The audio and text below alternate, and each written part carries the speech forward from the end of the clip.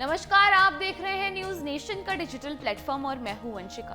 रामानंद स्वागर द्वारा निर्मित रामायण में सीता माता जो बनी है, जिन्होंने किरदार निभाया है, उनका नाम हम सब जानते हैं। दीपिका चिखलिया का आज जन्मदिन है।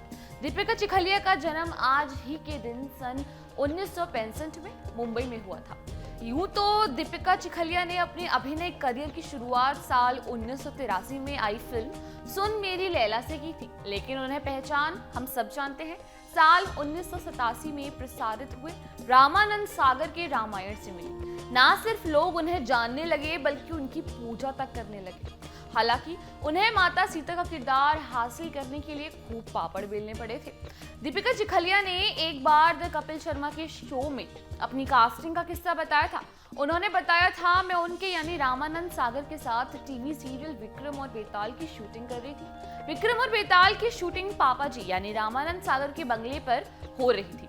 एक दिन मैंने देखा कि उनके बंगले के पास बहुत सारे बच्चे उछल कूद कर रहे हैं। मुझे लगा शायद भाभी ने बच्चों को पढ़ाने के लिए बुलाया होगा, लेकिन फिर बाद में मुझे पता चला कि वहां धारावाहिक रामायण के लिए लव कुश के ऑडिशन चल रहे थे। दीपिका चिखलिया ने आगे कहा, इसके कुछ दिन बाद मेरे पास पापा जी का कॉल आया।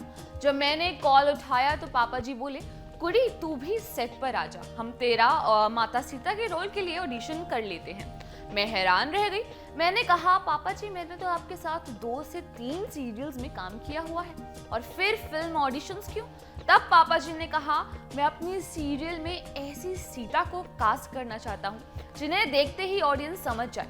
जब वो अपनी बहनों के साथ चले तो ऑडियंस खुद ही पहचान जाए कि यही माता सीता है, मुझे उन्हें इंट्रोड्यूस ना कराना पड़े।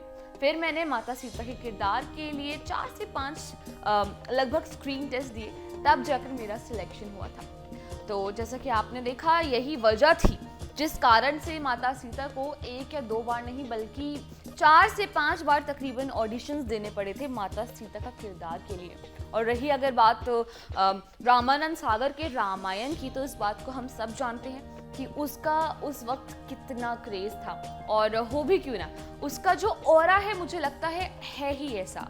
कोविड के टाइम पे भी, पहले तो खैर ठीक है मैं उस वक्त की नहीं हूँ, लेकिन कोविड के टाइम भी जितना मुझे पता है, जो लोगों का वक्त गुजरा है ना, वो रामायण वापस से देख के गुजरा है। इवन मेरी दादी खुद रामायण देखा करती थी। और अगर मैं एक जुड़ा हुआ किस्सा सुनाऊँ, खुद से जुड़ा हुआ, जो मैंने सुना है बेसिकली, मेरे मामा जी ने मुझे बताया था कि उनका एग्ज़ाम था और रात के तकरीबन 7 से 8 बजे आई थिंक उन्होंने मुझे बताया था, अगर मैं सही हूँ तो, ये शो आता था टीवी पे लाइव। उस वक्त इस तरीके से रात के वक्त नहीं, आई थिंक दिन में आता था, दिन में किसी वक्त ये शो आता था रामायण का। और उस टाइम पे तो ऐसा नहीं था कि continuously back to back TV पे शोज आ रहे हैं। उस टाइम पे स्पेसिफिक टाइमिंग हुआ करती थी, इस वक्त रामायण आएगा, फिर कुछ घंटे, 2 घंटे, 3 घंटे बाद अलग कोई फिल्म आएगी या कोई सीरियल आएगा, इस तरीके से हुआ करता था।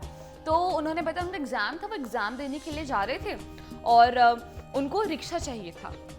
और हुआ क्या, पूरी जो रोड थी सन्नाटे से भरी हुई थी। क्यों? क्योंकि उस वक्त रामायण चल रही थी। रामायण जिस वक्त आया करती थी, लोग इतने ज़्यादा शांत हो के, मतलब पूरा जो मोहल्ला है वो शांति में छा जाता था, रम जाता था, क्योंकि सब लोग A to Z, चाहे वो कोई रिक्शा वाला हो, चाहे वो कोई भी इंसान हो, सब अपना काम छोड़ के, सब अपने काम पे से वापस घर आकर रामायण शो साथ में बैठ के देखते थे। और जैसे ही वो रामायण शुरू होता था ना, लोग लिटरली थालियाँ लेके बैठते थे और पहले जो कि ये पूजा करते थे, तिलक लगाते थे, उसके बाद ये शो आता था और सब बैठ के चप्पलें उतार के, मतलब पूरे ज़मीन पे बैठ के शो देखा करते थे। तो आप खुद समझ सकते हैं इन बातों से कि उस शो का कितना क्रेज़ रहा होगा उस वक्त। तो खैर, ये थी हमारी आज की स्टोरी। आप भी कमेंट सेक्शन में अपने व्यूज़ इस स्टोरी को लेकर ज़रूर शेयर कीजिएगा। तो आज के लिए बस इतना ही।